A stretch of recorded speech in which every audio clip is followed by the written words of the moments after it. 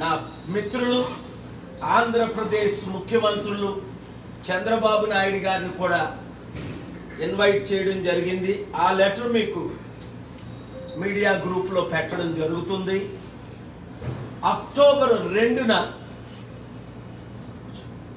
Loss Angeles కాలిఫోర్నియాలో global peace economic సమిట్కి ఇక్కడ నుండి ఎంపీలు వస్తున్నారు. అలాగే ప్రపంచంలో ఉన్న 197 దేశాల్లో అనేక దేశాల ప్రెసిడెంట్స్, ప్రైమ్ మినిస్టర్స్ ఈ ఎకనామిక్ సమిట్కి ఆల్రెడీ మద్దతు ఇస్తున్నారు.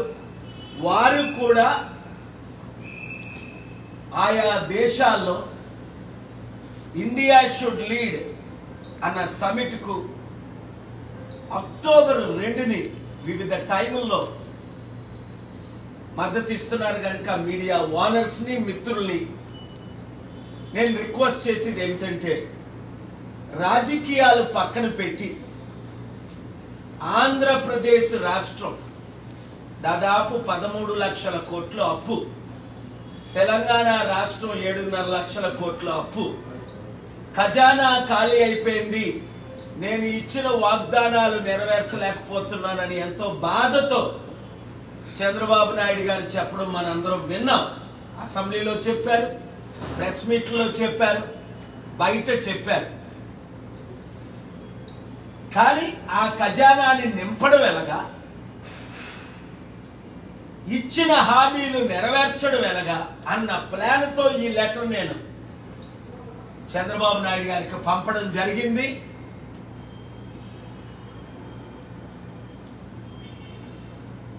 సుప్రీంకోర్టు ఆఫ్ ఇండియా చంద్రశూడ్ గారు ఇచ్చిన నోటేషన్ మనం చూసాం. ఎంతమంది రాజకీయ నాయకులు ఇన్ని కేసుల్లో ఉండి 5-10 సంవత్సరాలు డిలే చేసి అభివృద్ధి చేయలేకపోతున్నారు అని నేను పర్సనల్గా పార్టీ ఇన్ పర్సన్ ఆర్గ్యుమెంట్స్ చేయడం మీరు విన్నారు. కనుక అభివృద్ధి కొరకు మనం అందరం కలిసి రావాలి. చూడండి, ప్రెసిడెంట్ ఒబామా అమెరికాలో హిలరీ క్లింటన్ 2008లో ఘోరంగా తిట్టుకున్నారు. అతి నేరో మెజారిటీతో ఒబామా గెలిచారు.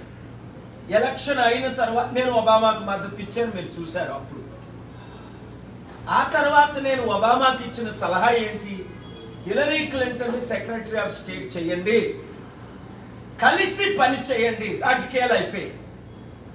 అదే ఇప్పుడు నేను చేస్తున్నాను అందరికి ఇచ్చిన సలహా. ఒబామా ఏ విధంగా హిలరీ క్లింటన్ ని సెక్రటరీ ఆఫ్ స్టేట్ చేశారో, చంద్రబాబు నాయుడు గారు జగన్మోహన్ రెడ్డి గారిని పిలిచి,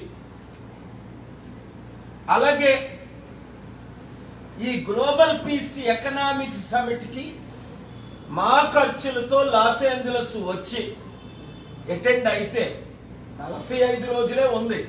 అయినప్పటికీ అనేక మంది బిలియనీర్లు, ఇన్వెస్టర్లు కల్పిస్తారు. చూడండి, రేవంత్ రెడ్డి గారు ఈరోజు వచ్చారు, తిరిగి 10 రోజులు విదేశాలు వెళ్ళి ఖాళీ చేతులతో తిరిగి వచ్చారు. ఏ కంపెనీలైనా, అమెజాన్ కానీ, మైక్రోసాఫ్ట్ కానీ, 100 ఐటీ కంపెనీలు కానీ, రియల్ ఎస్టేట్ కంపెనీలు కానీ, ప్రపంచంలో అమెరికాలో ఇన్ని కంపెనీలు ఉన్నాయి. ఆయన తిరిగి వచ్చారు, కానీ ఏమైనా ఇన్వెస్ట్మెంట్స్ వచ్చాయా అంటే లేదు. ఆంధ్రప్రదేశ్ సర్వనాశనం అవుతుంది కనుక రక్షించడానికి, అప్పులు తీర్చడానికి, లక్షల ఉద్యోగాలు తీసుకురావడానికి, వారిచ్చిన గ్యారంటీలు నెరవేర్చడానికి చంద్రబాబు నాయుడు గారిని నేను ఇమీడియట్ గా కలవడానికి సిద్ధంగా ఉన్నాను. నా మిత్రులు అయినప్పటికీ అవినీతిని నేను ఎప్పుడు ఎక్స్పోజ్ చేశాను. పొలిటికల్ గా ఇప్పుడు నేను ఆయన కలవట్లేదు, ఓన్లీ గ్లోబల్ పీస్ సమిట్ కి ఇన్వైట్ చేయడానికి. ఈ సమిట్ ద్వారా రాష్ట్రానికి అభివృద్ధి, నిరుద్యోగులకు ఉద్యోగాలు, 100 కంపెనీలు.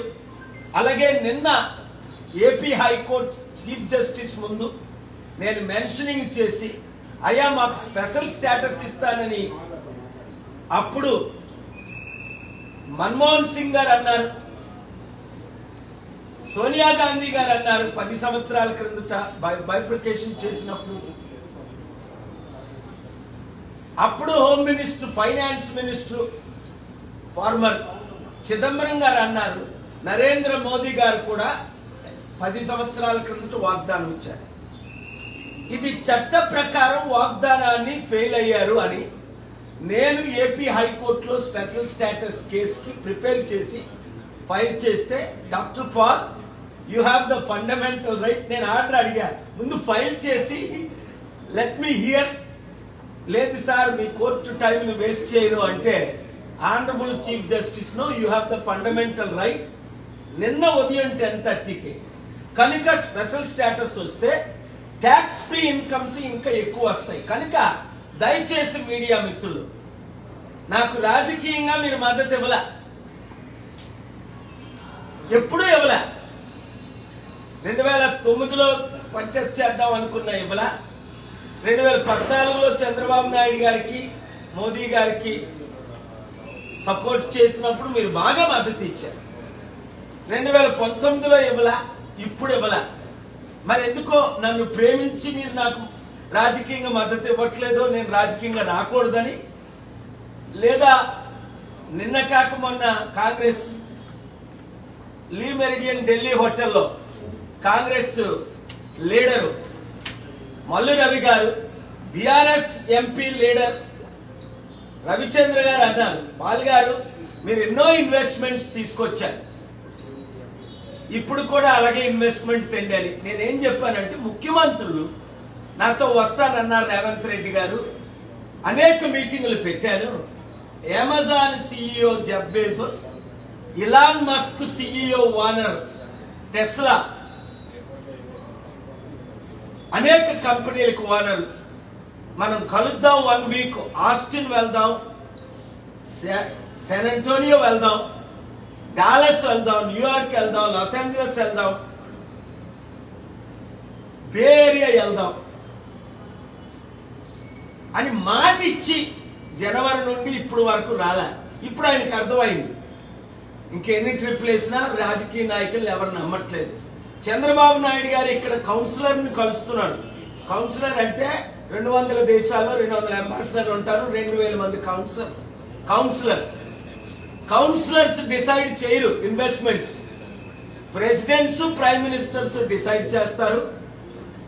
2891 world's richest Forbes billionaires decide చేస్తారు. Hollywood main actors, directors, producers మద్దతు నాకుంది, మీకు తెలుసు, మీరు చూస్తారు. దీని కొరకు చంద్రబాబు నాయుడు గారు తప్పక రావాలి. అక్టోబర్ 1, 2, 3 తేదీలు నాతో అమెరికాలో ఉండాలని మనవి చేస్తున్నాను. మీడియా ద్వారా డైరెక్ట్గా ఆయనకి లెటర్ కూడా పంపించాను.